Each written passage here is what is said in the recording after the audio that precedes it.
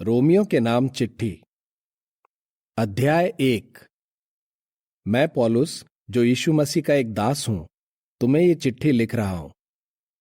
मुझे प्रेषित होने का बुलावा मिला है और परमेश्वर की खुशखबरी सुनाने के लिए ठहराया गया है। इस खुशखबरी का वादा परमेश्वर ने पहले से अपने भविष्यवक्ताओं के जरिए पवित्र शास्त्र में किया था। ये खुशखबरी उसके बेटे के बारे में है। वो दाऊद के वंश से इंसान के रूप में आया, मगर जब उसे पवित्र शक्ति की ताकत से मरे हुओं में से जिंदा किया गया तो वो परमेश्वर का बेटा ठहरा। वही हमारा प्रभु यीशु मसीह है। उसी के जरिए हमने महाकृपा और प्रेषित होने की जिम्मेदारी पाई, ताकि सब राष्ट्र विश्वास करें और उसकी आज्ञा माने, जिससे उसके नाम की महिमा हो। तुम भी इन राष्ट्रों में से हो जिन्हें यीशु मसीह का होने के लिए बुलाया गया है। मैं पौलुस ये चिट्ठी रोम में रहने वाले तुम सबको लिख रहा हूं, जो परमेश्वर के प्यारे हो और पवित्र जन होने के लिए बुलाए गए हो। हमारे पिता यानी परमेश्वर की तरफ से और प्रभु यीशु मसीह की तरफ से तुम्हें महाकृपा और शांति मिले। सबसे पहले मैं यीशु मसीह के जरिए तुम सबके बारे में अपने परमेश्वर का धन्यवाद करता हूं, क्योंकि तुम्हारे विश्वास की चर्चा सारी दुनिया में हो रही है। परमेश्वर, जिसकी पवित्र सेवा मैं उसके बेटे की खुशखबरी सुनाते हुए जी जान से करता हूं, वही मेरा गवाह है कि कैसे मैं हमेशा अपनी प्रार्थनाओं में तुम्हें याद करता हूं और विनती करता हूं कि अगर उसकी इच्छा हो तो कम से कम अब किसी तरह मैं तुम्हारे पास आ सकूं, क्योंकि मैं तुमसे मिलने के लिए तरस रहा हूं, ताकि तुम्हें परमेश्वर की तरफ से कोई आशीष दूं जिससे तुम मजबूत हो सको। या यूं कहूं कि मैं और तुम अपने अपने विश्वास के जरिए एक दूसरे का हौसला बढ़ा सकें। मगर भाइयों, मैं नहीं चाहता कि तुम इस बात से अनजान रहो कि मैंने तुम्हारे पास आने की कई बार कोशिश की, ताकि जैसे मैंने बाकी गैर यहूदी राष्ट्रों में अच्छे नतीजे पाए हैं, वैसे ही तुम्हारे बीच भी पाऊं। मगर अब तक मुझे रोका गया है। मैं यूनानियों और गैर यूनानियों, बुद्धिमानों और मूर्खों दोनों का कर्जदार हूं। इसलिए तुम जो वहां रोम में हो, मैं तुम्हें भी खुशखबरी सुनाने के लिए बेताब हूं। मुझे खुशखबरी सुनाने में कोई शर्म महसूस नहीं होती। दरअसल ये विश्वास करने वाले हर किसी के उद्धार के लिए परमेश्वर की शक्ति है, पहले यहूदियों के लिए, फिर यूनानियों के लिए, क्योंकि विश्वास करने वालों पर इस खुशखबरी के जरिए परमेश्वर की नेकी जाहिर होती है और इससे उनका विश्वास मजबूत होता है। ठीक जैसा लिखा है, लेकिन जो नेक है वो अपने विश्वास से जिंदा रहेगा। जो भक्तिहीन और बुरे लोग गलत तरीके अपनाकर सच्चाई को दबा रहे हैं, उन सब पर स्वर्ग से परमेश्वर का क्रोध प्रकट हो रहा है। इसलिए कि परमेश्वर के बारे में जो कुछ जाना जा सकता है वो उनके बीच साफ जाहिर है, क्योंकि परमेश्वर ने उन पर जाहिर कर दिया है। उसके अनदेखे गुण दुनिया की रचना के वक्त से साफ दिखाई देते हैं, यानी ये कि उसके पास अनंत शक्ति है और सचमुच वही परमेश्वर है। ये गुण उसकी बनाई चीजों को देखकर अच्छी तरह समझे जा सकते हैं। इसलिए उनके पास परमेश्वर पर विश्वास न करने का कोई बहाना नहीं बचता, क्योंकि वे परमेश्वर को जानते तो थे, फिर भी उन्होंने उसकी वैसी बड़ाई न की जैसी करनी चाहिए, न ही उसका धन्यवाद किया, बल्कि खोखली और मूर्खता से भरी बातें सोचने लगे और उनका निर्बुद्धि मन अंधकार से भर गया। वे दावा करते थे कि वे बुद्धिमान हैं, मगर वे मूर्ख निकले और उन्होंने अनश्वर परमेश्वर की महिमा करने के बजाय नश्वर इंसान और पक्षियों और 4 पैरों वाले जीवों और रेंगने वाले जंतुओं की मूर्तों की महिमा की। इसलिए परमेश्वर ने उनके दिल की बुरी इच्छाओं के मुताबिक उन्हें अशुद्ध काम करने के लिए छोड़ दिया, ताकि वे अपने ही शरीर का अनादर करें। उन्होंने परमेश्वर की सच्चाई के बदले झूठ पर यकीन किया और सृष्टिकर्ता के बजाय उसकी सृष्टि की भक्ति और पूजा की। उस सृष्टिकर्ता की सदा तारीफ हो। आमीन। परमेश्वर ने उन लोगों को छोड़ दिया कि वे बेकाबू होकर अपनी वासना पूरी करें, क्योंकि उनकी औरतें स्वाभाविक यौन संबंध छोड़कर अस्वाभाविक यौन संबंध रखने लगीं। उसी तरह आदमियों ने भी औरतों के साथ स्वाभाविक यौन संबंध रखना छोड़ दिया और आदमी आपस में एक दूसरे के लिए काम वासना से जलने लगे। आदमियों ने आदमियों के साथ अश्लील काम किए और अपनी करतूतों का पूरा पूरा अंजाम भुगता। उन लोगों को परमेश्वर को जानना सही नहीं लगा, इसलिए परमेश्वर ने भी उन्हें उनकी भ्रष्ट दिमागी हालत पर छोड़ दिया कि वे गलत काम करें। उनमें हर तरह का पाप, दुष्टता, लालच और बुराई कूट कूट कर भरी है, और वे ईर्ष्या, हत्या, झगड़े और छल करते हैं और दूसरों का बुरा चाहते हैं। वे चुगली लगाने वाले, पीठ पीछे बदनाम करने वाले, परमेश्वर से नफरत करने वाले, गुस्ताख, घमंडी, शेखी मारने वाले, बुरी बातें गढ़ने वाले, माता पिता की बात न मानने वाले, समझ न रखने वाले, अपने वादे से मुकरने वाले, लगाव न रखने वाले और बेरहम हैं। वे परमेश्वर के इस खरे आदेश को अच्छी तरह जानते हैं कि जो लोग ऐसे कामों में लगे रहते हैं वे मौत की सजा के लायक हैं। फिर भी वे न सिर्फ खुद ऐसे कामों में लगे रहते हैं बल्कि ऐसे काम करने वालों को सही ठहराते भी हैं।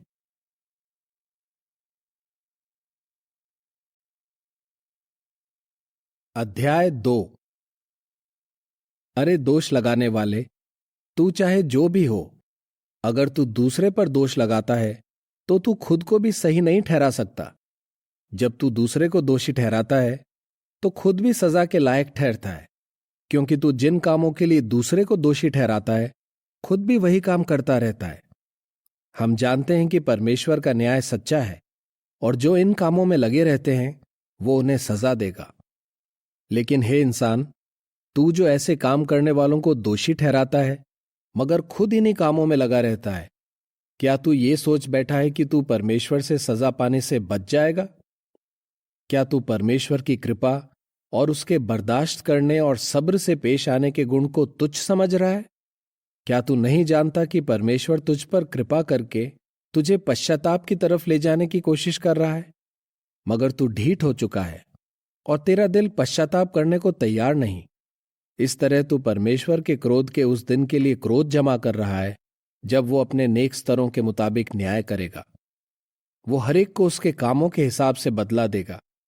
जो धीरज धरते हुए भले काम में लगे रहते हैं ताकि महिमा, आदर और अनश्वरता पा सकें, उन्हें वो हमेशा की जिंदगी देगा।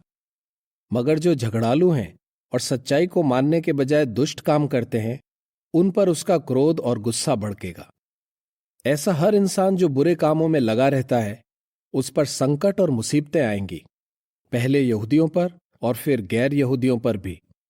मगर हर वो इंसान जो अच्छे काम करता है, परमेश्वर उसे महिमा, आदर और शांति देगा, पहले यहूदियों को और फिर गैर यहूदियों को भी, इसलिए कि परमेश्वर भेदभाव नहीं करता।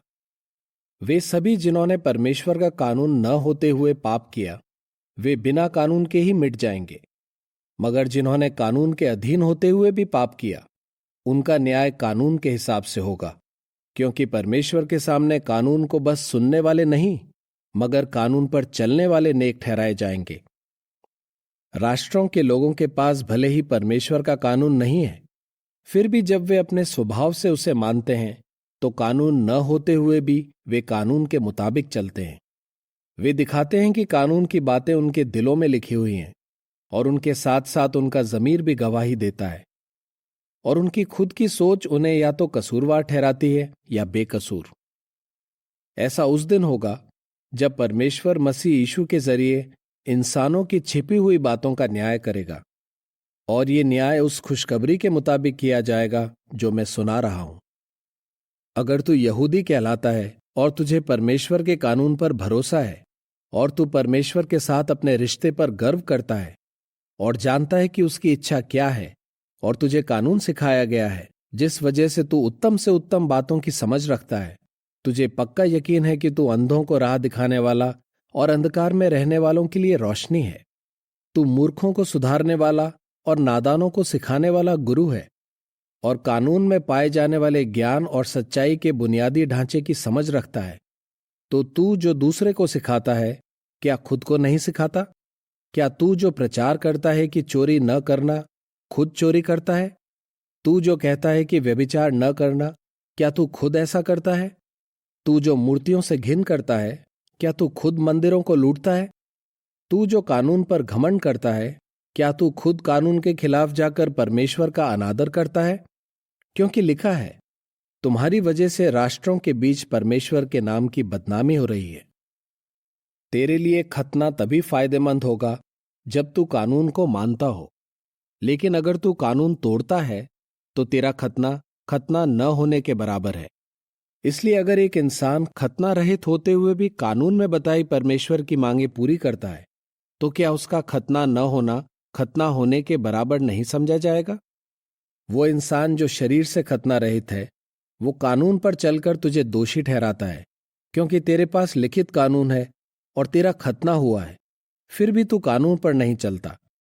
क्योंकि यहूदी वो नहीं जो ऊपर से यहूदी दिखता है, न ही खतना वो है जो बाहर शरीर पर होता है, मगर असली यहूदी वो है जो अंदर से यहूदी है। और असली खतना लिखित कानून के हिसाब से होने वाला खतना नहीं, बल्कि पवित्र शक्ति के हिसाब से होने वाला दिल का खतना है। ऐसा इंसान लोगों से नहीं बल्कि परमेश्वर से तारीफ पाता है।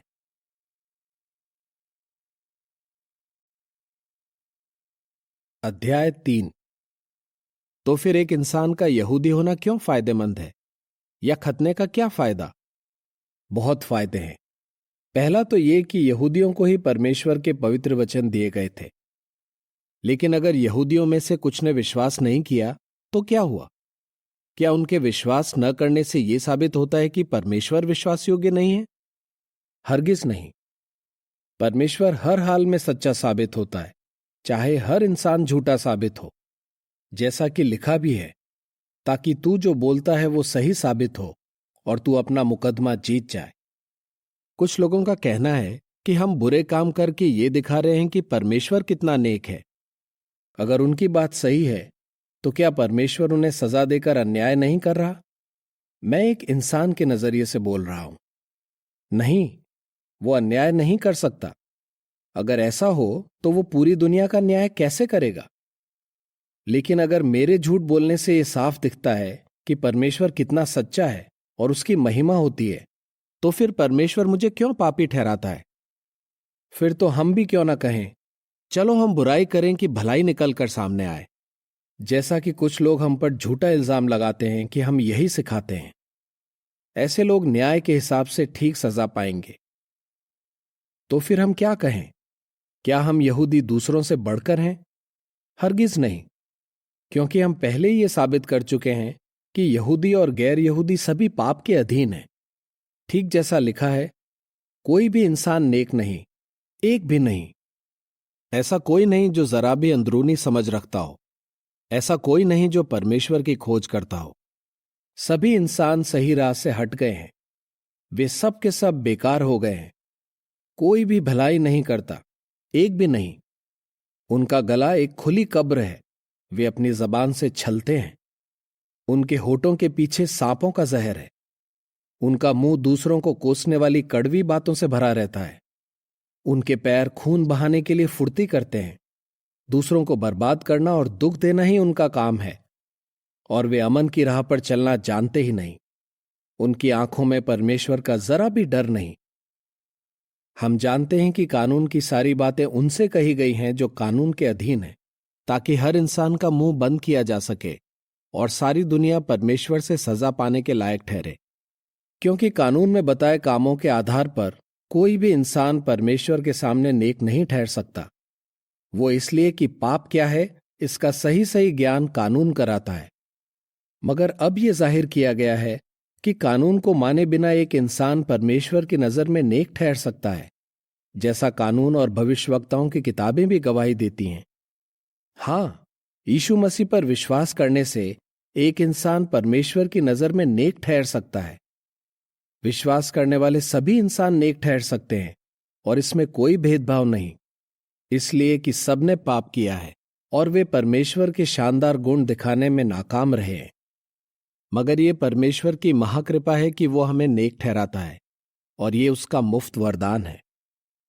मसीह यीशु ने हमें छुड़ाने के लिए जो फिरौती का दाम दिया है, उसकी बदौलत परमेश्वर हमें नेक ठहराता है। परमेश्वर ने मसीह को बलिदान के तौर पर दे दिया, ताकि मसीह के खून पर विश्वास करने से पापों का प्रायश्चित हो। ऐसा उसने खुद को नेक साबित करने के लिए किया, क्योंकि बीते जमाने में उसने लोगों के पापों को बर्दाश्त किया और उन्हें माफ करता रहा। ये परमेश्वर ने इसलिए भी किया ताकि हमारे जमाने में भी खुद को नेक साबित करे, ताकि जो इंसान यीशु पर विश्वास करता है उसे नेक ठहराते वक्त वो खुद भी नेक साबित हो।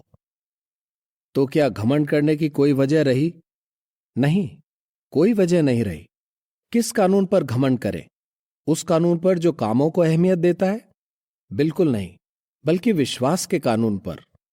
इसलिए हम इस नतीजे पर पहुंचते हैं कि एक इंसान कानून में बताए कामों से नहीं, बल्कि विश्वास से नेक ठहराया जाता है। क्या वो सिर्फ यहूदियों का परमेश्वर है? क्या वो दूसरे राष्ट्रों के लोगों का भी परमेश्वर नहीं? बेशक वो उनका भी परमेश्वर है। परमेश्वर एक है, इसलिए वही खतना किए गए लोगों को उनके विश्वास की वजह से नेक ठहराता है, और जो खतना रहित हैं उन्हें उनके विश्वास के जरिए नेक ठहराता है। तो क्या हम अपने विश्वास से कानून को बेकार साबित करते हैं? बिल्कुल नहीं, बल्कि हम कानून को सही ठहराते हैं।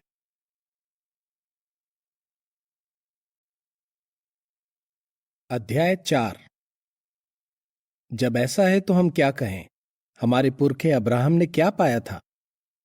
अगर अब्राहम को उसके कामों की बिना पर नेक ठहराया जाता तो उसके पास शेखी मारने की वजह होती, मगर परमेश्वर के सामने नहीं। शास्त्र क्या कहता है? अब्राहम ने यहोवा पर विश्वास किया और इस वजह से उसे नेक समझा गया। जो आदमी काम करता है उसे मजदूरी देना उस पर महाकृपा करना नहीं समझा जाता, बल्कि उसका हक माना जाता है।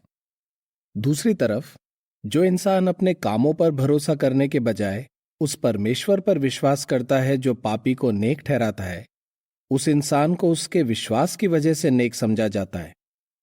दाविद ने भी ऐसे इंसान को सुखी कहा जिसने कानून को पूरी तरह नहीं माना, फिर भी परमेश्वर ने उसे नेक समझा। उसने कहा, सुखी हैं वे जिनके बुरे काम माफ किए गए हैं और जिनके पाप ढांप दिए गए हैं। सुखी है वो इंसान जिसके पाप का यहोवा हरगिज लेखा नहीं लेगा। तो क्या ये सुख सिर्फ उन लोगों को मिलता है जिनका खतना हुआ है? क्या ये उन्हें भी नहीं मिलता जो खतना रहित हैं? क्योंकि हम कहते हैं अब्राहम के विश्वास की वजह से उसे नेक समझा गया। उसे कब नेक समझा गया था? खतना होने के बाद या खतना होने से पहले? जब उसका खतना हुआ भी नहीं था तब उसे नेक समझा गया था। बिना खतने की दशा में उसने जो विश्वास किया उसी की वजह से परमेश्वर ने उसे नेक समझा, और उसके नेक होने की निशानी के तौर पर उसे खतना करवाने के लिए कहा, ताकि वो उन सब का पिता बने जो खतना रहित होते हुए भी विश्वास करते हैं कि वे नेक समझे जाएं। साथ ही वो उनका भी पिता बने जिनका खतना हुआ है, यानी उनका जिन्होंने न सिर्फ खतना करवाया है बल्कि जो हमारे पिता अब्राहम के नक्शे कदम पर सीधी चाल चलते हैं और वैसा ही विश्वास करते हैं जैसा उसने बिना खतने की दशा में किया था। अब्राहम और उसके वंश से वादा किया गया था कि वे दुनिया के वारिस होंगे। उनसे ये वादा कानून मानने की वजह से नहीं, बल्कि विश्वास करके नेक ठहरने की वजह से किया गया था। इसलिए कि अगर सिर्फ कानून पर चलने वाले वारिस होते तो विश्वास करना बेमाने हो जाता और वादा बेकार जाता। सच तो यह है कि कानून क्रोध पैदा करता है, मगर जहां कानून नहीं है वहां उसे तोड़ा भी नहीं जाता। इसलिए अब्राहम से वारिस होने का ये वादा उसके विश्वास की वजह से किया गया था, और इस वादे से परमेश्वर की महाकृपा जाहिर हुई, और ये पक्का हुआ कि ये वादा उसके सभी वंशजों के लिए है, यानी न सिर्फ उनके लिए जो कानून पर चलते हैं, बल्कि उनके लिए भी है जिनमें अब्राहम जैसा विश्वास है, जो हम सबका पिता है।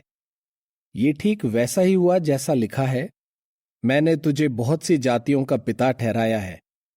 ये परमेश्वर के सामने हुआ जिस पर उसे विश्वास था, और जो मरे हुओं को जिंदा करता है, और जो बातें अब तक पूरी नहीं हुई हैं उनके बारे में ऐसे बात करता है मानो वो पूरी हो चुकी हों। हालांकि अब्राहम के लिए सारी आशाएं खत्म हो चुकी थीं, फिर भी उसने आशा रखते हुए विश्वास किया कि वो बहुत सी जातियों का पिता बनेगा, ठीक जैसे उससे वादा किया गया था, तेरे वंश की गिनती भी इसी तरह बेशुमार होगी। हालांकि अब्राहम ने अपने शरीर की बेजान हालत पर गौर किया, क्योंकि वो करीब 100 साल का हो चुका था, और वो अपनी पत्नी सारा के गर्भ की बेजान हालत भी जानता था, फिर भी उसका विश्वास कमजोर नहीं हुआ।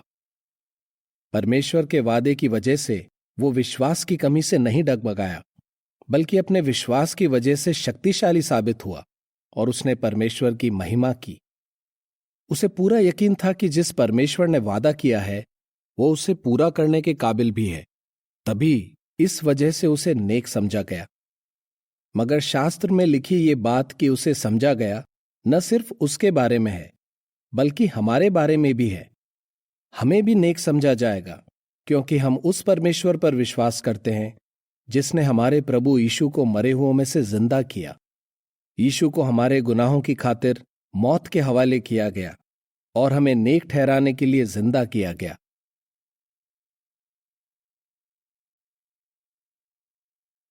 अध्याय 5। इसलिए जब हमें विश्वास की वजह से नेक ठहराया गया है तो आओ हम अपने प्रभु यीशु मसीह के जरिए परमेश्वर के साथ शांति के रिश्ते में बने रहें। उसी के जरिए हमने विश्वास की वजह से परमेश्वर के सामने जाने की इजाजत पाई है ताकि हम उसकी महाकृपा पा सकें जो अभी हम पर है। और आओ हम परमेश्वर से महिमा पाने की आशा की वजह से खुशी मनाएं। यही नहीं, हम दुख तकलीफें झेलते हुए भी खुशी मनाएं, क्योंकि हम जानते हैं कि दुख तकलीफों से धीरज पैदा होता है और धीरज धरने से परमेश्वर की मंजूरी हम पर बनी रहती है और इस वजह से हमें आशा मिलती है। ये आशा हमें निराश नहीं होने देती, क्योंकि परमेश्वर का प्यार हमारे दिलों में उस पवित्र शक्ति के जरिए भरा गया है जो हमें दी गई थी। वाकई जब हम कमजोर ही थे तब मसीह तय किए गए वक्त पर भक्तिहीन इंसानों के लिए मरा, क्योंकि शायद ही कोई किसी धर्मी इंसान के लिए अपनी जान दे। हां, हो सकता है कि एक अच्छे इंसान के लिए कोई अपनी जान देने की हिम्मत करे, मगर परमेश्वर ने हमारे लिए अपने प्यार का सबूत इस तरह दिया कि जब हम पापी ही थे तब मसीह हमारे लिए मरा। तो अब जब हम उसके खून से नेक ठहराए जा चुके हैं तो हम उसके जरिए परमेश्वर के क्रोध से भी क्यों ना बचेंगे। जब हम परमेश्वर के दुश्मन थे तब अगर उसके बेटे की मौत की बिना पर परमेश्वर के साथ हमारी सुलह हुई, तो अब जब हमारी सुलह हो चुकी है तो हम उसके जीवन के जरिए उद्धार पाने का और भी कितना यकीन रख सकते हैं। इतना ही नहीं, हम परमेश्वर के साथ अपने रिश्ते की वजह से खुशी मनाते हैं जो हमारे प्रभु यीशु मसीह के जरिए कायम हुआ है, जिसके जरिए परमेश्वर के साथ हमारी सुलह हुई है। इसलिए एक आदमी से पाप दुनिया में आया और पाप से मौत आई, और इस तरह मौत सब इंसानों में फैल गई क्योंकि सबने पाप किया। कानून दिए जाने से पहले पाप दुनिया में था, मगर जब कानून नहीं होता तो किसी को पाप का दोषी नहीं ठहराया जा सकता।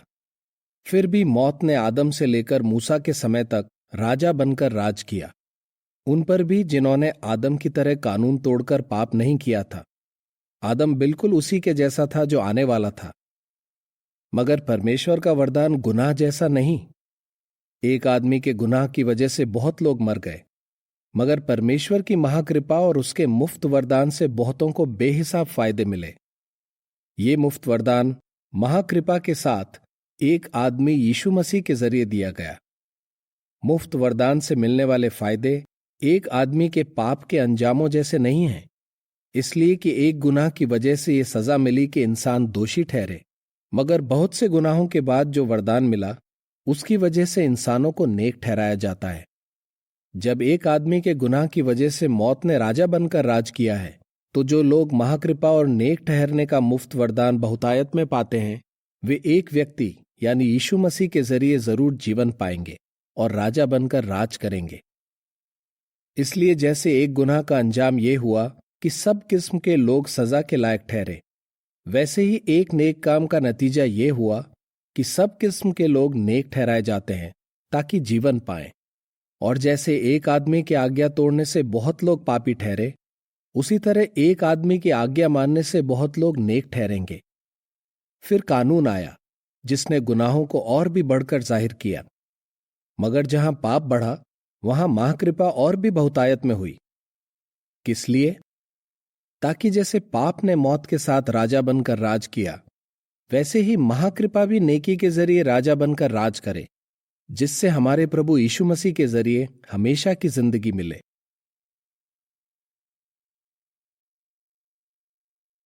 अध्याय 6।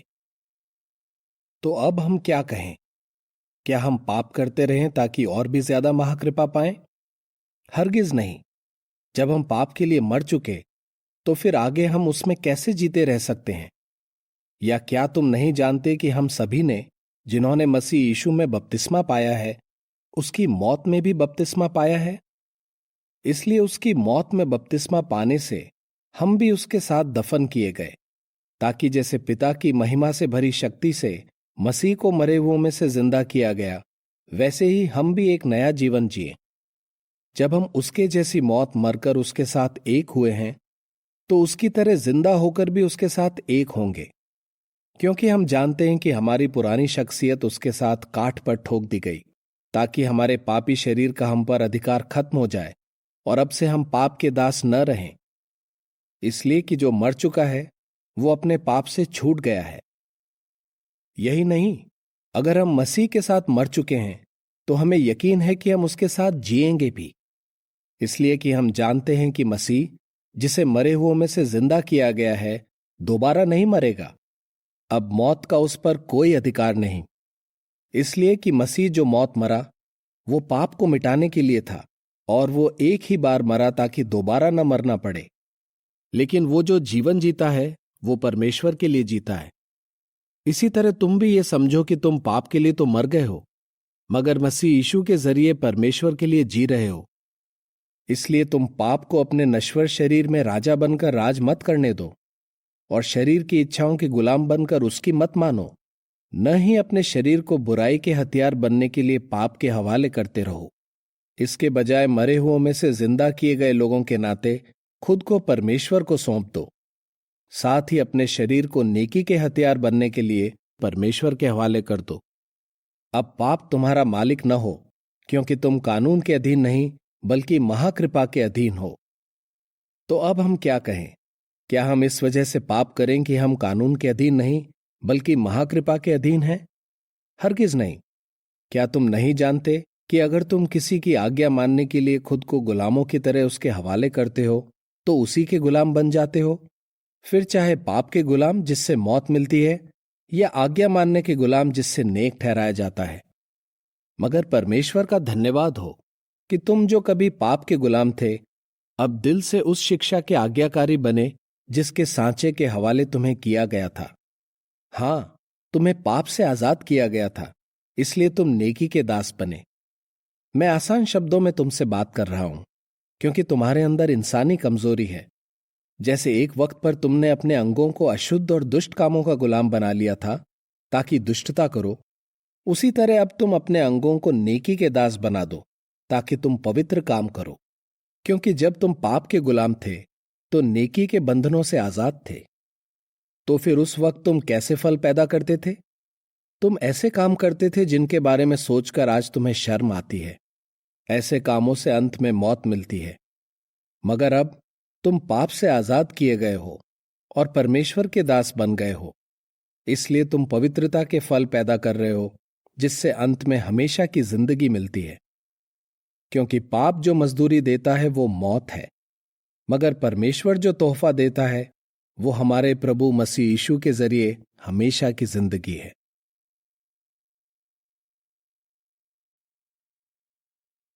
अध्याय 7। भाइयों, क्या ऐसा हो सकता है कि तुम्हें यह नहीं मालूम हो? मैं उनसे बात कर रहा हूं जो कानून जानते हैं, कि एक इंसान पर तब तक कानून का अधिकार रहता है जब तक वो जिंदा है। मिसाल के लिए, एक शादीशुदा औरत अपने पति के जीते जी कानूनी तौर पर उससे बंधी होती है, लेकिन अगर उसका पति मर जाए तो वो उसके कानून से छूट जाती है। अगर वो पति के जीते जी किसी और आदमी की हो जाए तो ये कहा जाएगा कि उसने व्यभिचार किया है, लेकिन अगर उसका पति मर जाए तो वो उसके कानून से छूट जाती है। इसके बाद अगर वो किसी और आदमी की हो जाए तो ये नहीं कहा जाएगा कि उसने व्यभिचार किया है। उसी तरह मेरे भाइयों, तुम मसीह के शरीर के जरिए कानून के लिए मर चुके हो, ताकि तुम मसीह के हो जाओ, जिसे मरे हुओं में से जिंदा किया गया था। ये इसलिए हुआ है ताकि हम परमेश्वर के लिए फल पैदा करें। क्योंकि जब हम शरीर की इच्छाओं के मुताबिक जीते थे, तब कानून ने हमें अपनी पाप भरी वासनाओं का एहसास दिलाया, जो हमारे शरीर में काम कर रही थीं, कि हम ऐसे फल पैदा करें जिनका अंजाम मौत है। मगर अब हम इस कानून से आजाद हो चुके हैं, क्योंकि हम जिसके बंधन में थे उसके लिए मर चुके हैं। ताकि हम लिखित कानून से पुराने मायने में नहीं बल्कि पवित्र शक्ति से एक नए मायने में दास बने। तो फिर हम क्या कहें? क्या कानून में खोट है? हरगिज नहीं। दरअसल अगर कानून न होता तो मैं पाप के बारे में कभी नहीं जान पाता। मिसाल के लिए, अगर कानून ये न कहता तू लालच न करना, तो लालच क्या है ये मैं नहीं जान पाता। मगर पाप ने मौका मिलते ही कानून का फायदा उठाकर मेरे अंदर हर तरह का लालच पैदा किया, क्योंकि बिना कानून के पाप मरा हुआ था। दरअसल एक वक्त ऐसा था जब मैं कानून के बिना जिंदा था, मगर जब कानून आया तो पाप फिर से जिंदा हो गया और मैं मर गया। और जो आज्ञा जीवन के लिए थी, मैंने पाया कि वो मेरे लिए मौत की वजह बनी, क्योंकि पाप ने मौका मिलते ही कानून का फायदा उठाकर मुझे बहकाया और इसके जरिए मुझे मार डाला। कानून अपने आप में पवित्र है और आज्ञा पवित्र, नेक और अच्छी है। तो फिर जो अच्छा है, क्या वो मेरी मौत की वजह बना? हरगिज नहीं, बल्कि पाप मेरी मौत की वजह बना, ताकि जो अच्छा है उससे जाहिर हो कि पाप ही मेरे अंदर काम करते हुए मुझे मौत की तरफ ले जा रहा है, और कानून की आज्ञा के जरिए पाप की बुराई और भी बढ़कर जाहिर हो। हम जानते हैं कि कानून परमेश्वर की तरफ से है, मगर मैं पापी हूं और पाप के हाथों बिका हुआ हूं। मैं जो करता हूं, मैं समझ नहीं पाता कि क्यों ऐसा करता हूं, क्योंकि मैं जो करना चाहता हूं वो नहीं करता, मगर जिस काम से मुझे नफरत है वही करता हूं। लेकिन अगर मैं वही करता हूं जो मैं नहीं करना चाहता, तो मैं मानता हूं कि कानून बढ़िया है। इसलिए मैं जो कर रहा हूं वो मैं नहीं बल्कि पाप कर रहा है जो मेरे अंदर बसा हुआ है। मैं जानता हूं कि मुझ में यानी मेरे शरीर में जरा भी अच्छाई नहीं बसी है, क्योंकि भला काम करने की इच्छा तो मेरे अंदर है, मगर भला काम मुझसे होता नहीं। क्योंकि जो अच्छा काम मैं करना चाहता हूं वो नहीं करता, मगर जो बुरा काम नहीं करना चाहता वही करता रहता हूं। तो अगर मैं वही करता हूं जो नहीं करना चाहता, तो इसे करने वाला मैं नहीं बल्कि पाप है जो मेरे अंदर बसा हुआ है। तो फिर मैं अपने मामले में ये नियम पाता हूं, जब मैं अच्छा करना चाहता हूं तो अपने अंदर बुराई को ही पाता हूं। मेरे अंदर का इंसान वाकई परमेश्वर के कानून से खुशी पाता है, मगर मैं अपने शरीर में दूसरे कानून को काम करता हुआ पाता हूं, जो मेरे सोच विचार पर राज करने वाले कानून से लड़ता है और मुझे पाप के उस कानून का गुलाम बना लेता है जो मेरे शरीर में है। मैं कैसा लाचार इंसान हूं। मुझे इस शरीर से जो मर रहा है कौन छुड़ाएगा? हमारे प्रभु यीशु मसीह के जरिए परमेश्वर का धन्यवाद हो। मैं अपने सोच विचार में तो परमेश्वर के कानून का दास हूं, मगर मेरा शरीर पाप के कानून का गुलाम है।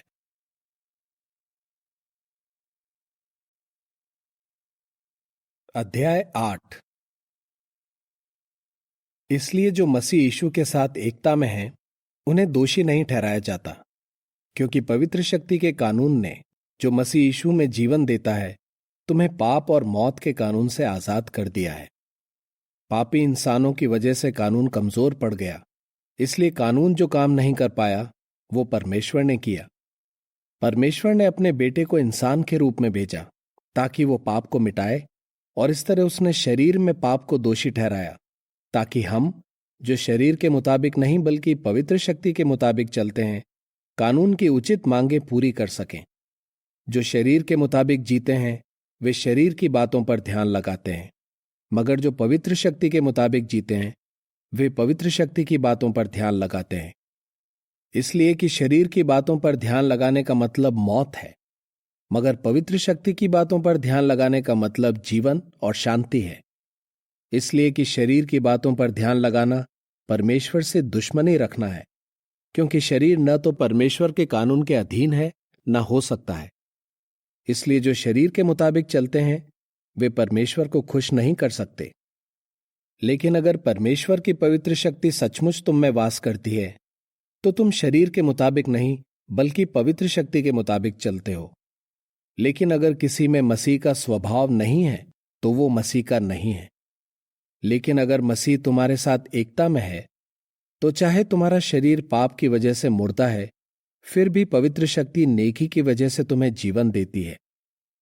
जिस परमेश्वर ने यीशु को मरे हुओं में से जिंदा किया, उसकी पवित्र शक्ति अगर तुम में वास करती है, तो वो परमेश्वर जिसने मसीह यीशु को जिंदा किया, तुम्हारे नश्वर शरीर को भी अपनी उस पवित्र शक्ति से जिंदा करेगा जो तुम में रहती है। इसलिए भाइयों, हम शरीर के मुताबिक जीने और उसके काम करने के लिए मजबूर नहीं हैं। अगर तुम शरीर के मुताबिक जीते हो तो तुम्हारा मरना तय है, लेकिन अगर तुम पवित्र शक्ति से शरीर के कामों को मार देते हो तो तुम जिंदा रहोगे। इसलिए कि जितने परमेश्वर की पवित्र शक्ति के मार्गदर्शन में चलते हैं वे सचमुच परमेश्वर के बेटे हैं। परमेश्वर की पवित्र शक्ति न तो हमें गुलाम बनाती है, न ही हमारे अंदर डर पैदा करती है, बल्कि इसके जरिए हम बेटों के नाते गोद लिए जाते हैं, और यही पवित्र शक्ति हमें अब्बा, हे पिता पुकारने के लिए उभारती है। परमेश्वर की पवित्र शक्ति हमारे अंदर के एहसास के साथ मिलकर गवाही देती है कि हम परमेश्वर के बच्चे हैं। तो अगर हम उसके बच्चे हैं तो वारिस भी हैं। हां, परमेश्वर के वारिस और मसीह के संगी वारिस हैं, बशर्ते हम उसके साथ दुख झेलें ताकि हम उसके साथ महिमा भी पाएं। मैं समझता हूं कि आज के दौर में हम जो दुख झेल रहे हैं वे उस महिमा के आगे कुछ भी नहीं जो हमारे मामले में प्रकट होने वाली है। सृष्टि परमेश्वर के बेटों के जाहिर होने का बड़ी बेसब्री से इंतजार कर रही है, इसलिए कि सृष्टि व्यर्थता के अधीन की गई, मगर अपनी मर्जी से नहीं, बल्कि इसे अधीन करने वाले ने आशा के आधार पर इसे अधीन किया। इस आशा के आधार पर कि सृष्टि भी भ्रष्टता की गुलामी से आजाद होकर परमेश्वर के बच्चे होने की शानदार आजादी पाएगी। हम जानते हैं कि सारी सृष्टि अब तक एक साथ कराहती और दर्द से तड़प रही है। यही नहीं, हम भी जिन्हें पहला फल यानी पवित्र शक्ति मिली है अपने दिलों में कराहते हैं। इस दौरान हम बड़ी बेचैनी से इंतजार कर रहे हैं कि परमेश्वर हमें अपने बेटों के नाते गोद ले और फिरौती के जरिए हमें अपने शरीर से छुटकारा दिलाए। जब हमें छुड़ाया गया तब हमें ये आशा मिली, मगर जिस चीज की आशा की जाती है जब वो एक बार दिख जाती है तो वो आशा नहीं रहती, क्योंकि इंसान जिसे देख लेता है क्या फिर उसकी आशा रखता है? लेकिन अगर हम उसकी आशा रखते हैं जिसे हमने देखा नहीं, तो हम धीरज धरते हुए बेसब्री से उसका इंतजार करते हैं।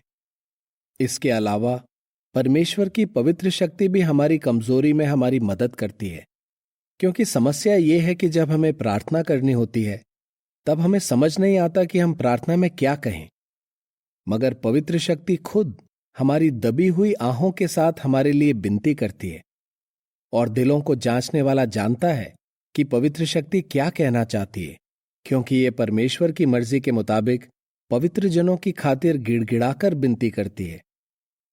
हम जानते हैं कि परमेश्वर अपने सब कामों में इस तरह तालमेल बिठाता है कि जो उससे प्यार करते हैं और उसके मकसद के मुताबिक बुलाए गए हैं उनका भला हो, क्योंकि जिन पर उसने सबसे पहले ध्यान दिया उनके लिए पहले से यह भी तय किया कि वे ऐसे ढाले जाएं कि बिल्कुल उसके बेटे जैसे हों, और उसका बेटा बहुत से भाइयों में पहलौटा ठहरे। यही नहीं, जिन्हें उसने पहले से ठहराया ये वे हैं जिन्हें उसने बुलाया है, और जिन्हें उसने बुलाया ये वे हैं जिन्हें उसने नेक ठहराया है, और जिन्हें उसने नेक ठहराया ये वे हैं जिन्हें उसने महिमा भी दी। तो फिर इन बातों के बारे में हम क्या कहें?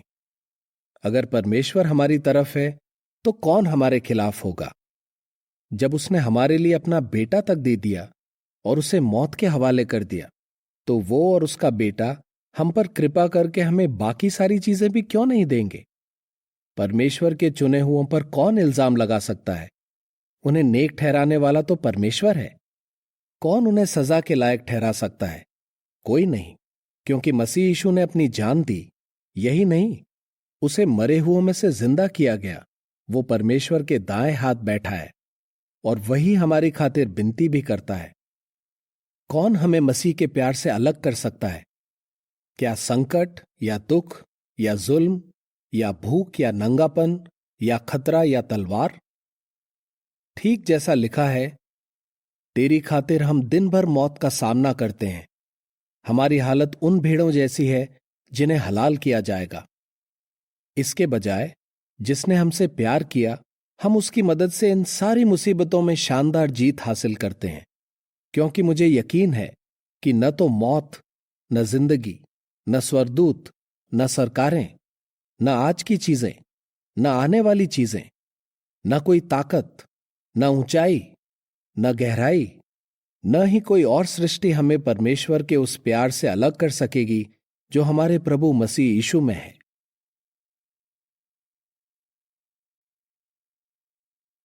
अध्याय 9। मैं मसीह में सच कहता हूं, मैं झूठ नहीं बोल रहा। जैसे मेरा ज़मीर भी मेरे साथ पवित्र शक्ति में गवाही देता है कि मुझे गहरा दुख है और मेरे दिल में ऐसा दर्द उठता है जो थमने का नाम नहीं लेता। काश अपने यहूदी भाइयों के बदले, जिनके साथ मेरा खून का रिश्ता है, मैं ऐसा शापित जन ठहरता जो मसीह से दूर हो गया है।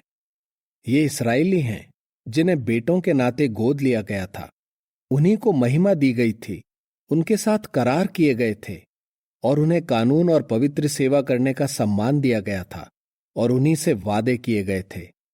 हमारे पुरखे भी उन्हीं में से थे और उन्हीं के वंश से मसीह आया।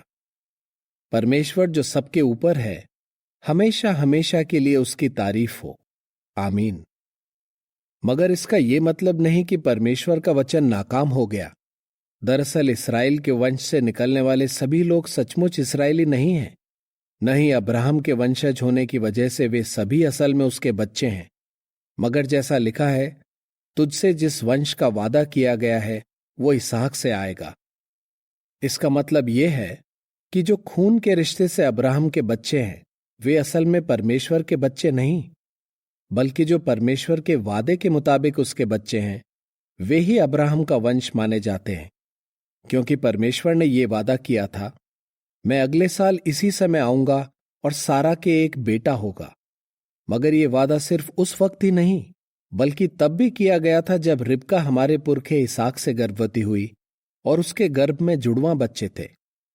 ये वादा उस वक्त किया गया था जब बच्चे पैदा भी नहीं हुए थे, ना ही उन्होंने कोई अच्छा बुरा काम किया था, ताकि ये चुनाव परमेश्वर के मकसद के मुताबिक हो, न कि इंसान के कामों के मुताबिक। परमेश्वर उसी को चुनता है जिसे वो चाहता है। परमेश्वर ने रिबका से कहा था, बड़ा छोटे का दास होगा। ठीक जैसा लिखा भी है, मैंने याकूब से प्यार किया मगर एसाव से नफरत की। तो हम क्या कहें? क्या परमेश्वर अन्याय करता है? हरगिज नहीं। इसलिए कि उसने मूसा से कहा, मैं जिस किसी पर दया दिखाना चाहूं उस पर दया दिखाऊंगा और जिस किसी पर करुणा करना चाहूं उस पर करुणा करूंगा। तो फिर परमेश्वर किसे चुनेगा ये न तो इंसान की इच्छा पर निर्भर करता है, न ही उसकी मेहनत पर, बल्कि परमेश्वर पर निर्भर करता है जो दया दिखाता है। इसलिए कि शास्त्र वचन फिरौन के बारे में कहता है, मैंने तुझे इसलिए जिंदा छोड़ा है ताकि तेरे मामले में अपनी शक्ति दिखाऊं और पूरी धरती पर अपने नाम का ऐलान करा सकूं। तो फिर परमेश्वर जिस पर चाहे उस पर दया दिखाता है, मगर जिसे चाहे उसे ढीठ होने देता है। मगर अब तू मुझसे कहेगा, तो फिर क्यों वो इंसानों को अब भी दोषी ठहराता है? कौन है जो उसकी मर्जी के खिलाफ खड़ा रह सका है? मगर हे इंसान, तू कौन है जो परमेश्वर को पलटकर जवाब देने की जुर्रत कर रहा है? क्या ढली हुई चीज अपने ढालने वाले से कह सकती है, तूने मुझे ऐसा क्यों बनाया? क्या कुम्हार को मिट्टी पर अधिकार नहीं कि वो एक ही लौंदे से एक बर्तन आदर के काम के लिए और दूसरा मामूली काम के लिए बनाए? परमेश्वर भी चाहता है कि वो दुष्टों पर क्रोध प्रकट करे और अपनी शक्ति दिखाए। फिर भी वो बहुत सब्र रखता है और उसने क्रोध के बर्तनों यानी दुष्टों को बर्दाश्त किया है जो नाश के लायक हैं। उसने ये इसलिए किया ताकि अपनी अपार महिमा दया के बर्तनों पर दिखाए, जिन्हें उसने महिमा पाने के लिए पहले से तैयार किया है, यानी हम पर, जिन्हें उसने न सिर्फ यहूदियों में से बल्कि गैर यहूदी राष्ट्रों में से भी बुलाया है। ये ऐसा ही है जैसा होशे की किताब में भी वो कहता है, जो मेरे लोग नहीं थे उन्हें मैं अपने लोग कहूंगा और जो मेरी प्यारी नहीं थी उसे प्यारी कहूंगा। और जिस जगह उनसे कहा गया था तुम मेरे लोग नहीं हो, वहां वे जीवित परमेश्वर के बेटे कहलाएंगे। इतना ही नहीं, यशाया इसराइल के बारे में पुकार कर कहता है, इसराइल के बेटों की गिनती चाहे समुंदर की बालू के किनकों जितनी अनगिनत क्यों न हो, मगर सिर्फ मुट्ठी भर लोग ही उद्धार पाएंगे। इसलिए कि यहोवा धरती पर हिसाब लेगा और बड़ी तेजी से यह काम पूरा करेगा। साथ ही जैसे यशायाह ने पहले से बताया था, अगर सेनाओं के परमेश्वर यहोवा ने हमारे कुछ वंशजों को जिंदा न छोड़ा होता तो हम सदोम की तरह बन गए होते, हमारा हाल अमोरा जैसा हो गया होता। तो फिर हम क्या कहें? यही कि हालांकि गैर यहूदी राष्ट्रों के लोग नेक ठहरने की कोशिश नहीं कर रहे, फिर भी परमेश्वर उन्हें नेक ठहरा रहा है क्योंकि उनमें विश्वास है। लेकिन इस्राएल ने कानून पर चलकर नेक ठहरने की कोशिश की, फिर भी वे कानून के मुताबिक पूरी तरह चल नहीं सके। वजह क्या थी? उन्होंने विश्वास से नहीं बल्कि अपने कामों से नेक ठहरने की कोशिश की।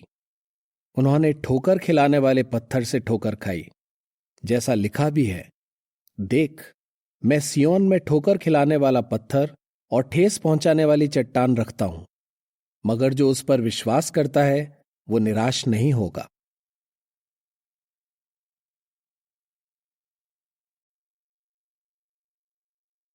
अध्याय 10। भाइयों, मैं दिल से यही चाहता हूं और इस्राएलियों के लिए परमेश्वर से मेरी यही प्रार्थना है कि वे उद्धार पाएं, इसलिए कि मैं उनके बारे में गवाही देता हूं कि उनमें परमेश्वर की सेवा के लिए जोश तो है, मगर सही ज्ञान के मुताबिक नहीं। वे नहीं जानते थे कि परमेश्वर की नजर में नेक ठहरने के लिए क्या जरूरी है, इसलिए वे अपने तरीके से खुद को नेक ठहराने की कोशिश करते रहे और परमेश्वर के नेक स्तरों पर नहीं चले। मसीह की मौत से कानून का अंत हो गया, ताकि हर कोई जो मसीह पर विश्वास करे वो नेक ठहरे। मूसा ने कानून के जरिए नेक ठहरने के बारे में लिखा, जो इंसान ये काम करता है वो जिंदा रहेगा। मगर विश्वास से नेक ठहरने के बारे में लिखा है, अपने दिल में ये न कहो कौन ऊपर स्वर्ग जाएगा, यानी मसीह को नीचे लाने के लिए कौन स्वर्ग जाएगा, या कौन अथाह कुंड में उतरेगा, यानी मसीह को मरे हुओं में से ऊपर लाने के लिए कौन अथाह कुंड में उतरेगा। मगर शास्त्र क्या कहता है? ये कहता है, ये संदेश तेरे पास, तेरे ही मुंह में और तेरे ही दिल में है, यानी विश्वास का संदेश जिसका हम प्रचार करते हैं। अगर तू मुंह से सब लोगों के सामने ऐलान करे कि यीशु ही प्रभु है और अपने दिल में ये विश्वास रखे कि परमेश्वर ने उसे मरे हुओं में से जिंदा किया है, तो तू उद्धार पाएगा। इसलिए कि एक इंसान नेक ठहराए जाने के लिए दिल से विश्वास करता है, मगर उद्धार पाने के लिए सब लोगों के सामने मुंह से अपने विश्वास का ऐलान करता है। क्योंकि शास्त्र कहता है, जो कोई उस पर विश्वास करता है वो निराश नहीं होगा। इसलिए कि यहूदी और यूनानी के बीच कोई फर्क नहीं, क्योंकि सबके ऊपर एक ही प्रभु है, जो अपने सब पुकारने वालों को ढेरों आशीषें देता है। इसलिए कि जो कोई यहोवा का नाम पुकारता है वो उद्धार पाएगा। मगर वे उसका नाम कैसे पुकारेंगे जब उन्होंने उस पर विश्वास ही नहीं किया? और वे उस पर कैसे विश्वास करेंगे जिसके बारे में उन्होंने सुना ही नहीं? और वे उसके बारे में कैसे सुनेंगे जब कोई प्रचार करने वाला ही ना हो? और प्रचार करने वाले कैसे प्रचार करेंगे जब तक उन्हें भेजा न जाए? ठीक जैसा लिखा है, उनके पांव कितने सुंदर हैं जो अच्छी बातों की खुशखबरी सुनाते हैं। फिर भी उनमें से सब खुशखबरी के मुताबिक नहीं चले। यशायाह कहता है, हे यहोवा, किसने हमारे संदेश पर विश्वास किया है? तो संदेश सुनने के बाद ही विश्वास किया जाता है, और संदेश तब सुना जाता है जब कोई मसीह के बारे में प्रचार करता है। मगर मैं पूछता हूं, क्या उन्होंने संदेश नहीं सुना? बेशक सुना, क्योंकि लिखा है, संदेश सुनाने वालों की आवाज सारी धरती पर गूंज उठी और उनका संदेश धरती के कोने कोने तक पहुंचा। मगर मैं पूछता हूं, क्या इस्राएली समझ नहीं पाए? पहले मूसा कहता है, मैं उसके जरिए तुम्हें जलन दिलाऊंगा जो एक जाति नहीं है, मैं एक मूर्ख जाति के जरिए तुम्हारे अंदर गुस्से की आग भड़काऊंगा। फिर यशायाह बेधड़क होकर कहता है, जिन्होंने मुझे नहीं ढूंढा उन्होंने मुझे पा लिया, और जिन्होंने मेरे बारे में नहीं पूछा उन पर मैं जाहिर हुआ। लेकिन इस्राएलियों के बारे में वो कहता है, मैं ऐसे लोगों के सामने दिन भर हाथ फैलाए रहा जो मेरी आज्ञा नहीं मानते और ढीठ हैं।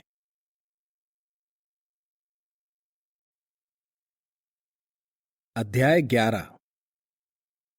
तो फिर मैं पूछता हूं, क्या परमेश्वर ने अपने लोगों को ठुकरा दिया? बिल्कुल नहीं, क्योंकि मैं भी तो एक इस्राएली हूं और अब्राहम के वंश और बिन्यामीन गोत्र से हूं, परमेश्वर ने अपने उन लोगों को नहीं ठुकराया जिन पर उसने सबसे पहले खास ध्यान दिया। क्या तुम नहीं जानते कि जब एलिया ने परमेश्वर से इस्राएल की शिकायत की थी तो इस बारे में शास्त्र क्या कहता है? हे यहोवा, उन्होंने तेरे भविष्यवक्ताओं को मार डाला है और तेरी वेदियों को खोदकर गिरा दिया है, और मैं ही अकेला बचा हूं, और अब वे मेरी जान के पीछे पड़े हैं। लेकिन परमेश्वर ने उसे क्या जवाब दिया? मेरे अब भी ऐसे 7,000 आदमी हैं जिन्होंने बाल के सामने घुटने टेक कर दंडवत नहीं किया। उसी तरह आज भी कुछ बचे हुए लोग हैं जिन्हें परमेश्वर की महाकृपा की वजह से चुना गया है। अगर ये चुनाव महाकृपा की वजह से है तो इसका मतलब ये उनके कामों की वजह से नहीं है, नहीं तो महाकृपा नहीं रहती। तो फिर हम क्या कहें? इस्राएल जिस चीज की खोज में बड़े जतन से लगा हुआ था वो उसे नहीं मिली, मगर ये चुने हुओं को मिली। बाकी लोग कठोर हो गए। ठीक जैसा लिखा है, परमेश्वर ने उन्हें मानो गहरी नींद में डाल दिया है। उनकी आंखें ऐसी हैं जो देख नहीं सकती, और कान ऐसे हैं जो सुन नहीं सकते। आज तक उनकी यही हालत है। और दावीद भी कहता है, उनकी मेज उनके लिए फंदा, जाल, ठोकर खिलाने वाला पत्थर और सजा का कारण बन जाए। उनकी आंखों के आगे अंधेरा छा जाए ताकि वे देख न सकें, और उनकी कमर हमेशा के लिए झुकी रहे। इसलिए मैं पूछता हूं, क्या उन्होंने इस तरह ठोकर खाई कि हमेशा के लिए गिर पड़े? बेशक नहीं, मगर उनके गलत कदम उठाने से गैर यहूदी लोगों को उद्धार मिला ताकि यहूदियों में जलन पैदा हो। अब अगर उनके गलत कदम उठाने से दुनिया को आशीषें मिली और उनके घटने से गैर यहूदी लोगों ने आशीषें पाई, तो उनकी गिनती के पूरा होने से और कितना फायदा होगा। अब मैं तुम गैर यहूदियों से बात कर रहा हूं। मैं गैर यहूदी राष्ट्रों के लिए प्रेषित हूं, यानी मुझे उनके पास भेजा गया है। इसलिए मैं अपनी सेवा का बहुत सम्मान करता हूं, ताकि अपने लोगों में किसी तरह जलन पैदा कर सकूं और उनमें से कुछ का उद्धार करवा सकूं। इसलिए कि जब उन्हें त्याग दिया गया और इससे दुनिया के लिए परमेश्वर के साथ सुलह करने का रास्ता खुला, तो सोचो अगर उन्हें स्वीकार किया जाए तो कैसा होगा। ये ऐसा होगा मानो वे पहले मर गए थे मगर अब जिंदा हो गए हैं। इसके अलावा अगर पहले फल के तौर पर ली गई आटे की लोई पवित्र है तो गुंदा हुआ पूरा आटा भी पवित्र है, और अगर जड़ पवित्र है तो डालियां भी पवित्र हैं। अच्छे जैतून के पेड़ की कुछ डालियां तोड़ दी गईं, और तुझे जंगली जैतून होते हुए भी उसकी बाकी डालियों के बीच कलम लगाया गया है, और तू उसकी जड़ के उत्तम रस का हिस्सेदार हो गया है। इसलिए तू घमंड से भरकर उन टूटी डालियों को नीचा मत समझ। अगर तू घमंड करता है तो याद रख कि तू जड़ को नहीं संभाले हुए है, बल्कि जड़ तुझे संभाले हुए है। तू कहेगा, डालियां इसीलिए तोड़ दी गईं कि मैं उस पेड़ पर कलम लगाया जाऊं। तू ठीक कह रहा है, मगर उन्हें इसलिए तोड़ा गया क्योंकि उनमें विश्वास की कमी थी। पर तू अपने विश्वास की वजह से कायम है। घमंड करना बंद कर, बल्कि सावधान रह, इसलिए कि जब परमेश्वर ने असली डालियों को नहीं छोड़ा तो तुझे भी नहीं छोड़ेगा। इसलिए ध्यान दे कि परमेश्वर ने कैसी कृपा की और कैसी सख्ती बरती। जो गिर गए उनके साथ उसने सख्ती बरती है, लेकिन तुझ पर उसकी कृपा है। अब तू उसकी कृपा के लायक बना रहे, वरना तू भी काट डाला जाएगा। और अगर वे फिर से विश्वास करने लगें तो उन्हें भी पेड़ पर कलम लगाया जाएगा, क्योंकि परमेश्वर उन्हें दोबारा जोड़ सकता है। इसलिए कि जब तुझे जंगली जैतून में से काटकर बाग में उगाए गए असली जैतून के पेड़ पर कलम लगाया गया है, जबकि आमतौर पर ऐसा नहीं किया जाता, तो इन असली डालियों को अपने ही जैतून के पेड़ पर और कितनी आसानी से लगाया जा सकता है। भाइयों, मैं नहीं चाहता कि तुम अपनी ही नजर में खुद को बुद्धिमान समझो और इस पवित्र रहस्य से अनजान रहो। कुछ इस्राएली तब तक कठोर बने रहे जब तक कि गैर यहूदियों की गिनती पूरी नहीं हो गई, और इस तरह सारा इस्राएल उद्धार पाएगा। ठीक जैसा लिखा है, छुड़ाने वाला सियोन से आएगा और याकूब से ऐसे काम मिटा देगा जिनसे परमेश्वर का अनादर होता है। मैं उनके साथ ये करार तब करूंगा जब मैं उनके पाप मिटा दूंगा। ये सच है कि वे खुशखबरी को ठुकराकर परमेश्वर के दुश्मन बन गए और इससे तुम्हें फायदा हुआ, मगर परमेश्वर ने उनके पुरखों से जो वादा किया था उसकी वजह से उसने उनमें से कुछ लोगों को अपना दोस्त चुना है, इसलिए कि वरदानों और बुलावे के मामले में परमेश्वर अपना फैसला नहीं बदलेगा। एक वक्त था जब तुम परमेश्वर की आज्ञा नहीं मानते थे, मगर तुम पर इसलिए दया की गई क्योंकि उन्होंने आज्ञा नहीं मानी। जिस तरह उनकी आज्ञा न मानने से तुम पर दया की गई, उसी तरह उन पर भी दया की जा सकती है, इसलिए कि परमेश्वर ने उन सबको आज्ञा न मानने की कैद में पड़ने दिया ताकि वो उन सब पर दया करे। वाह, परमेश्वर की दौलत और बुद्धि और ज्ञान की गहराई की कोई था नहीं। उसके फैसले हमारी सोच से परे हैं और उसकी राहें हमारी समझ से बाहर हैं। इसलिए कि कौन यहोवा की सोच जान सका है, या कौन उसका सलाहकार बन सका है, या कौन है जिसने उसे कुछ दिया हो कि उसे लौटाया जाए, क्योंकि सब कुछ उसी की तरफ से, उसी के जरिए और उसी के लिए है। उसकी महिमा हमेशा हमेशा तक होती रहे। आमीन।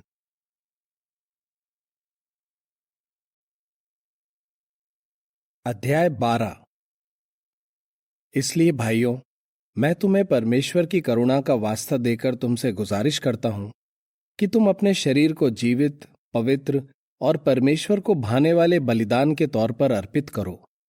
इस तरह तुम अपनी सोचने समझने की शक्ति का इस्तेमाल करते हुए पवित्र सेवा कर सकोगे। इस दुनिया की व्यवस्था के मुताबिक खुद को ढालना बंद करो, मगर नई सोच पैदा करो ताकि तुम्हारी काया पलट होती जाए। तब तुम परख कर खुद के लिए मालूम करते रहोगे कि परमेश्वर की भली, उसे भाने वाली और उसकी परिपूर्ण इच्छा क्या है। मुझ पर जो महाकृपा हुई है, उसके जरिए मैं तुम में से हरेक से जो वहां है ये कहता हूं कि कोई भी अपने आप को जितना समझना चाहिए उससे बढ़कर न समझे। इसके बजाय परमेश्वर ने हरेक को जितना विश्वास दिया है उसके मुताबिक वो सही सोच बनाए रखे। इसलिए कि जैसे हमारे एक ही शरीर में कई अंग हैं और सभी अंगों का काम एक जैसा नहीं है, वैसे ही हम भी बहुत होते हुए भी मसीह के साथ एकता में एक शरीर हैं और एक दूसरे से जुड़े अंग हैं। हम पर महाकृपा करके हमें अलग अलग वरदान दिए गए हैं। इसलिए अगर हमारे पास भविष्यवाणी करने का वरदान है, तो आओ हमें जो विश्वास दिया गया है उसके हिसाब से भविष्यवाणी करें। या अगर सेवा का वरदान है, तो आओ हम सेवा में लगे रहें। और जिसे सिखाने का वरदान मिला है वो सिखाने में लगा रहे। या जिसे हौसला बढ़ाने का वरदान मिला है वो ऐसा करने में लगा रहे। जो बांटता है वो दिल खोल कर बांटे। जो अगुवाई करता है वो पूरी मेहनत से ऐसा करे। जो दया दिखाता है वो खुशी खुशी दया दिखाए। तुम्हारे प्यार में कपट न हो। बुरी बातों से घिन करो, अच्छी बातों से लिपटे रहो। एक दूसरे से भाइयों जैसा प्यार करो और गहरा लगाव रखो।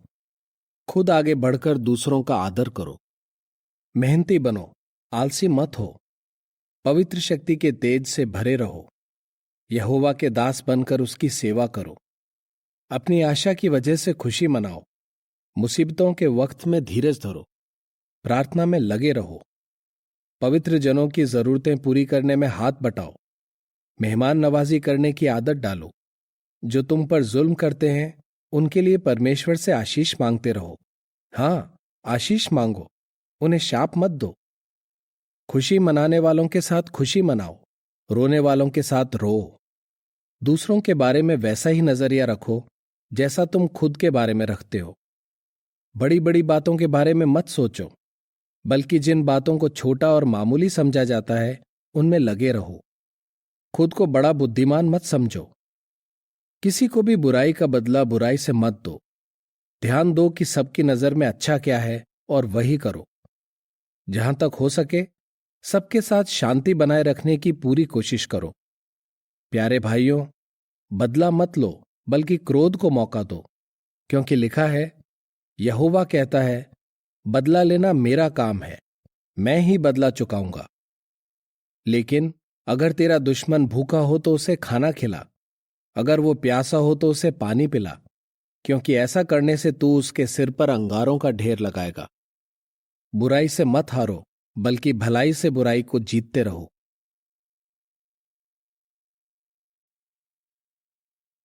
अध्याय 13। हर इंसान ऊंचे अधिकारियों के अधीन रहे, इसलिए कि ऐसा कोई भी अधिकार नहीं जो परमेश्वर की तरफ से न हो। मौजूदा अधिकारियों को परमेश्वर ने अपने अधीन अलग अलग पद पर ठहराया है।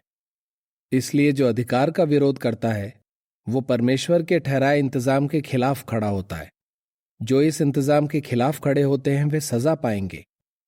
राज करने वालों से वे लोग डरते हैं जो बुरे काम करते हैं, न कि जो अच्छे काम करते हैं। क्या तू चाहता है कि अधिकारियों से डर डर कर न जिए? तो अच्छे काम करता रहे और तुझे उनसे तारीफ मिलेगी, इसलिए कि अधिकारी तेरे भले के लिए परमेश्वर के सेवक हैं। लेकिन अगर तू बुरे काम करता है तो डर, क्योंकि वे बेवजह तलवार लिए नहीं हैं। वे परमेश्वर के सेवक हैं और जो बुरे काम करते रहते हैं उन पर क्रोध बरसाते हैं। इसलिए उसके अधीन रहने की तुम्हारे पास और भी जबरदस्त वजह है। वो ये कि तुम्हें अपने जमीर की वजह से उसके अधीन रहना है, न कि सिर्फ उसके क्रोध के डर से।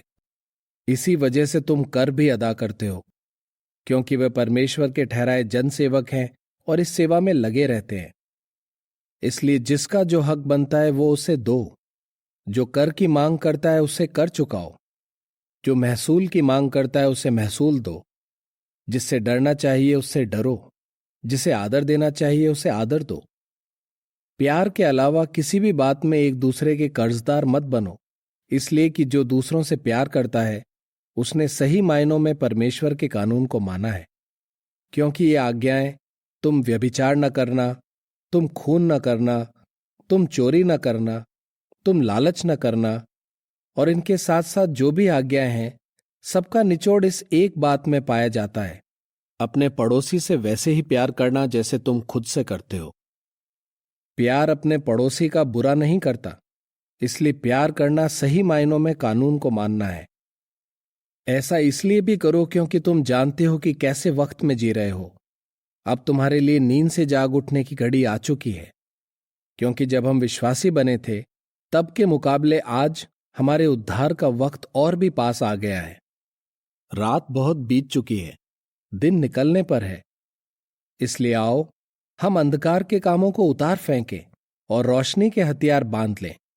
आओ हम शराफत से चलें, जैसे दिन के वक्त शोभा देता है, न कि बेकाबू होकर रंगरलियां मनाएं, शराब के नशे में धुत रहें, नाजायज संबंधों और निर्लज कामों में डूबे रहें, न ही झगड़े और जलन करने में लगे रहें। इसके बजाय प्रभु यीशु मसीह को पहन लो और शरीर की इच्छाएं पूरी करने की योजनाएं मत बनाओ।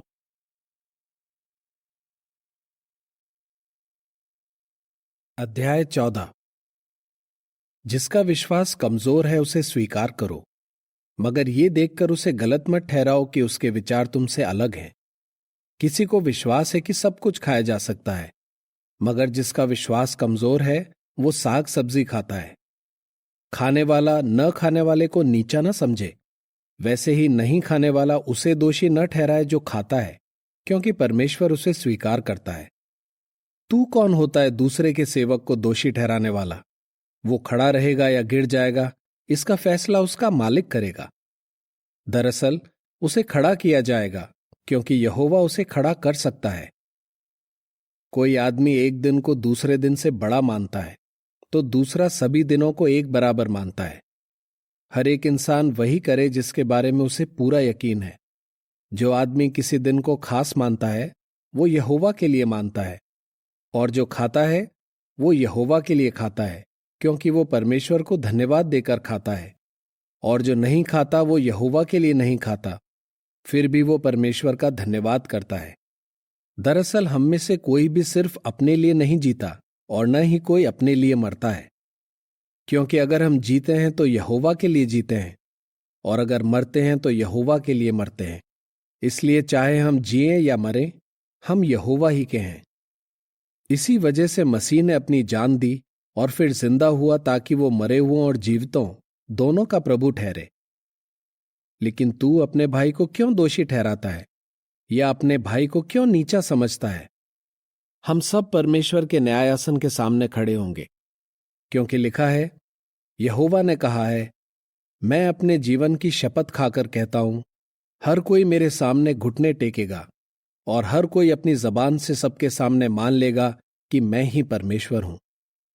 तो फिर हम में से हर कोई परमेश्वर को अपना हिसाब देगा। इसलिए अब से हम एक दूसरे पर दोष न लगाएं। इसके बजाय ठान लो कि तुम किसी भाई को ठोकर नहीं खिलाओगे, न ही उसे गिरने की वजह दोगे।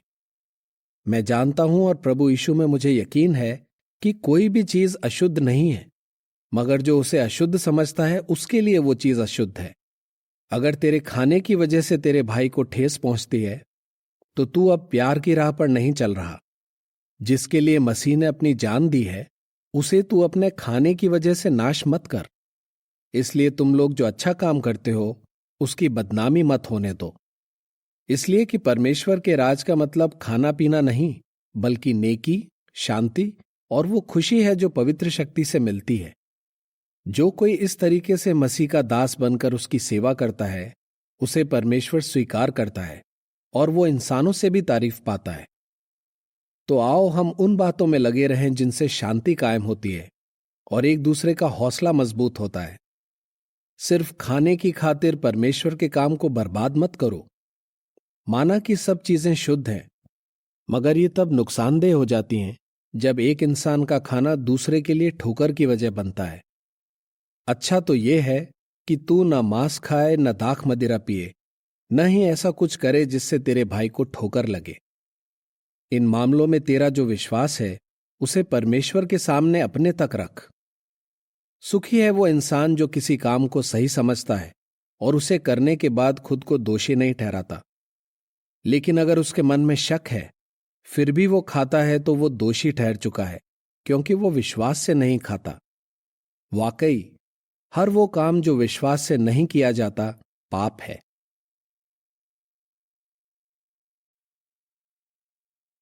अध्याय 15। लेकिन हम जो विश्वास में मजबूत हैं, हमें चाहिए कि हम उनकी कमजोरियां सहें जो मजबूत नहीं हैं, न कि खुद को खुश करने की सोचें। हर एक अपने पड़ोसी को खुश करे जिससे पड़ोसी का भला हो और वो मजबूत हो। इसलिए कि मसीह ने भी खुद को खुश नहीं किया, ठीक जैसा लिखा है, जो तेरी निंदा करते हैं उनकी निंदा भरी बातें मुझ पर आ पड़ी हैं। जो बातें पहले से लिखी गई थीं वे इसलिए लिखी गईं कि हम उनसे सीखें और शास्त्र से हमें धीरज धरने में मदद मिले और हम दिलासा पाएं ताकि हमारे पास आशा हो। धीरज और दिलासा देने वाला परमेश्वर तुम्हें ऐसी आशीष दे कि तुम्हारी सोच और तुम्हारा नजरिया मसीह यीशु जैसा हो, ताकि तुम सब एकता में रहकर और एक आवाज में हमारे प्रभु यीशु मसीह के परमेश्वर और पिता की महिमा करो। इसलिए जैसे मसीह ने हमें अपनाया है तुम भी एक दूसरे को अपना लो, ताकि परमेश्वर की महिमा हो। मैं कहता हूं कि मसीह उनका सेवक बना जिनका खतना हुआ था, ताकि ये गवाही दे कि परमेश्वर सच्चा है और परमेश्वर ने उनके पुरखों से जो वादे किए थे वे भरोसे के लायक हैं। और इसलिए भी कि गैर यहूदी राष्ट्र परमेश्वर की दया के लिए उसकी महिमा करें, ठीक जैसा लिखा है, इसीलिए मैं राष्ट्रों के बीच सरेआम तेरी बड़ाई करूंगा और तेरे नाम की तारीफ में गीत गाऊंगा। फिर वो कहता है, राष्ट्रों, परमेश्वर की प्रजा के साथ खुशियां मनाओ। और फिर कहता है, सब राष्ट्रों, यहोवा की तारीफ करो और देश देश के लोग उसका गुणगान करें। और फिर यशाया कहता है, यीशे की जड़ प्रकट होगी, यानी वो जो राष्ट्रों पर राज करने के लिए खड़ा होगा और राष्ट्र उस पर आशा रखेंगे। मेरी दुआ है कि आशा देने वाला परमेश्वर तुम्हें भरपूर खुशी और शांति दे, क्योंकि तुमने उस पर भरोसा रखा है और इस तरह पवित्र शक्ति की ताकत से तुम्हारी आशा पक्की होती जाए। भाइयों, मुझे तुम्हारे बारे में यकीन है कि तुम भलाई और ज्ञान से भरपूर हो और एक दूसरे को समझाने के काबिल हो। फिर भी कुछ बातों के बारे में मैंने तुम्हें सीधे सीधे लिखा है, ताकि तुम्हें उनके बारे में याद दिला सकूं, क्योंकि परमेश्वर ने मुझ पर महाकृपा की है। मुझ पर यह महाकृपा इसलिए की गई ताकि मैं गैर यहूदी राष्ट्रों के लिए मसीह यीशु का एक जनसेवक ठहरूं। मैं परमेश्वर की खुशखबरी सुनाने का पवित्र काम करता हूं, ताकि गैर यहूदी राष्ट्र एक ऐसी भेंट के तौर पर परमेश्वर को चढ़ाए जाएं जो उसे स्वीकार हो और पवित्र शक्ति से पवित्र ठहराई गई हो। इसलिए परमेश्वर की सेवा से जुड़ी बातों के बारे में मैं मसीह यीशु का चेला होने में गर्व करता हूं। जो काम मसीह ने मेरे जरिए किए हैं उनके बारे में बताने के अलावा मैं कुछ और कहने की जुर्रत नहीं करूंगा। मसीह ने मेरे जरिए काम किया कि गैर यहूदी राष्ट्रों को आज्ञाकारी बनाए। उसने मेरे वचनों और कामों के जरिए और चमत्कारों और आश्चर्य के कामों की ताकत से और पवित्र शक्ति की ताकत से ऐसा किया है। मैंने यरूशलेम से लेकर इल्लुरिकुम तक चारों तरफ मसीह के बारे में खुशखबरी का अच्छी तरह प्रचार किया है। वाकई इस तरह मैंने ठान लिया है कि मैं ऐसे इलाकों में खुशखबरी न सुनाऊं जहां मसीह के नाम का प्रचार पहले ही हो चुका है, ताकि मैं किसी दूसरे की डाली हुई नींव पर इमारत न खड़ी करूं। इसके बजाय मैंने वैसा ही करने का लक्ष्य रखा है जैसा लिखा है। जिन्हें उसके बारे में कभी नहीं बताया गया वे देखेंगे, और जिन्होंने नहीं सुना वे समझेंगे। इसलिए मुझे तुम्हारे पास आने से बहुत बार रोका भी गया, मगर अब इन इलाकों में ऐसी कोई जगह नहीं बची जहां प्रचार न हुआ हो, और मैं कई सालों से तुम्हारे पास आने के लिए तरस भी रहा था। इसलिए मैं उम्मीद करता हूं कि जब मैं स्पेन के सफर पर निकलूंगा तो रास्ते में तुमसे मिलूंगा और कुछ समय के लिए तुम्हारी संगति का आनंद लूंगा।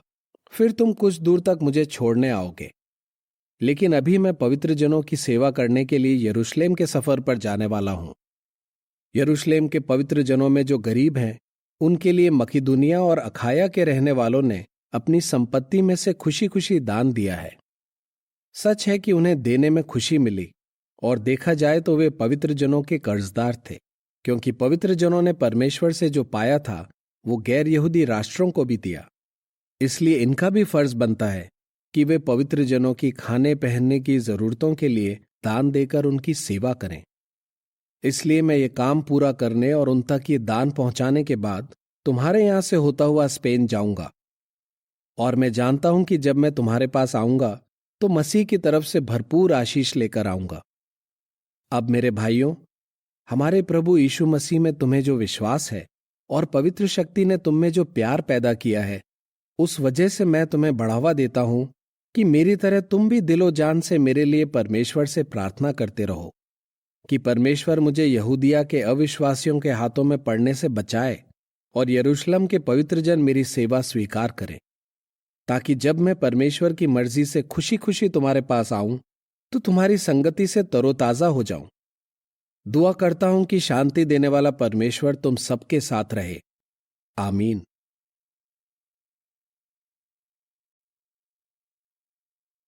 अध्याय 16। मैं किंक्रिया की मंडली में सेवा करने वाली हमारी बहन फीबे के बारे में तुम्हें बताना चाहता हूं, ताकि तुम प्रभु में उसका वैसा ही स्वागत करो जैसा पवित्र जनों का किया जाना चाहिए। और अगर किसी भी काम में उसे तुम्हारी जरूरत पड़े तो उसकी मदद करना, क्योंकि वो खुद बहुतों की और मेरी भी मददगार साबित हुई है। प्रिस्का और अक्विला को, जो मसीह यीशु में मेरे सहकर्मी हैं, मेरा नमस्कार। उन्होंने मेरी जान बचाने के लिए खुद अपनी जान जोखिम में डाल दी, और सिर्फ मैं ही नहीं बल्कि गैर यहूदी राष्ट्रों की सभी मंडलियां भी उनका धन्यवाद करती हैं। उनके घर में इकट्ठा होने वाली मंडली को भी नमस्कार। मेरे प्यारे इपैनितुस को भी नमस्कार, जो मसीह के लिए एशिया का पहला फल है। मरियम को नमस्कार, जिसने तुम्हारे लिए बहुत मेहनत की है। मेरे रिश्तेदार अंद्रुनिकुस और यूनियास को नमस्कार, जो मेरे साथ कैद में थे और जिनका प्रेषितों के बीच बड़ा नाम है और जो मुझसे भी पहले से मसीह के चेले हैं। प्रभु में मेरे प्यारे अम्पलियातुस को मेरा नमस्कार। मसीह में हमारे सहकर्मी उर्बानुस और मेरे प्यारे इस्तुकुस को नमस्कार। अपिल्लेस को मेरा नमस्कार, जिस पर मसीह की मंजूरी है। अरिस्तुबुलुस के घराने को मेरा नमस्कार। मेरे रिश्तेदार हेरोदियोन को मेरा नमस्कार। नरकिसुस के घराने के जो लोग प्रभु में हैं, उनको मेरा नमस्कार। प्रभु में कड़ी मेहनत करने वाली त्रुफेना और त्रुफोसा को मेरा नमस्कार। हमारी प्यारी पिरसिस को मेरा नमस्कार, जिसने प्रभु में कड़ी मेहनत की है। प्रभु में चुने हुए रूफुस को और उसकी मां को मेरा नमस्कार, जो मेरी भी मां जैसी है। असुक्रितुस, फिलगोन, हिरमेस, पत्रुबास, हिरमास और उनके साथ के भाइयों को मेरा नमस्कार। फिलुलुगुस और यूलिया, नेरियुस और उसकी बहन, और उलुम्पास और उनके साथ के सभी पवित्र जनों को मेरा नमस्कार। पवित्र चुंबन से एक दूसरे को नमस्कार करो। मसीह की सारी मंडलियां तुम्हें नमस्कार भेजती हैं। भाइयों, अब मैं तुमसे गुजारिश करता हूं कि जो लोग उस शिक्षा के खिलाफ जो तुमने पाई है मंडली में फूट डालते हैं और किसी के लिए विश्वास की राह छोड़ देने की वजह बनते हैं, उन पर नजर रखो। और उनसे दूर रहो, क्योंकि इस तरह के आदमी हमारे प्रभु मसीह के दास नहीं हैं, बल्कि अपनी भूख मिटाने में लगे रहते हैं, और वे अपनी चिकनी चुपड़ी बातों और तारीफों से सीधे साधे लोगों के दिलों को बहका देते हैं। सब लोग जान गए हैं कि तुम कितने आज्ञाकारी हो, इसलिए मैं तुम्हारी वजह से खुशी मनाता हूं। लेकिन मैं चाहता हूं कि तुम अच्छी बातों के मामले में बुद्धिमान बनो, मगर बुरी बातों के मामले में अनजान रहो। शांति देने वाला परमेश्वर बहुत जल्द शैतान को तुम्हारे पैरों तले कुचल देगा। हमारे प्रभु यीशु की महाकृपा तुम पर बनी रहे। मेरा सहकर्मी तिमुथियुस और मेरे रिश्तेदार लुकियुस, यासोन और सोसिपत्रुस का तुम्हें नमस्कार। मैं तिर्तियुस भी, जिसने ये चिट्ठी लिखी है, प्रभु में तुम्हें नमस्कार कहता हूं। गयुस, जो मेरा और सारी मंडली का मेजबान है, तुम्हें नमस्कार कहता है। इरास्तुस, जो शहर का खजांची है, और उसके भाई क्वार्तुस का तुम्हें नमस्कार। मैं जो खुशखबरी सुनाता हूं और यीशु मसीह के बारे में प्रचार करता हूं, उसके जरिए परमेश्वर तुम्हें मजबूत कर सकता है। ये खुशखबरी उस पवित्र रहस्य के मुताबिक है जिसका खुलासा किया गया है। इस पवित्र रहस्य को पुराने जमाने से राज रखा गया था, मगर अब इसे जाहिर किया जा रहा है। सदा कायम रहने वाले परमेश्वर के आदेश के मुताबिक ये रहस्य शास्त्र में लिखी भविष्यवाणियों के जरिए सब राष्ट्रों को बताया जा रहा है, ताकि वे भी विश्वास करें और आज्ञा मानें। यीशु मसीह के जरिए उस एकमात्र बुद्धिमान परमेश्वर की सदा महिमा होती रहे। आमीन।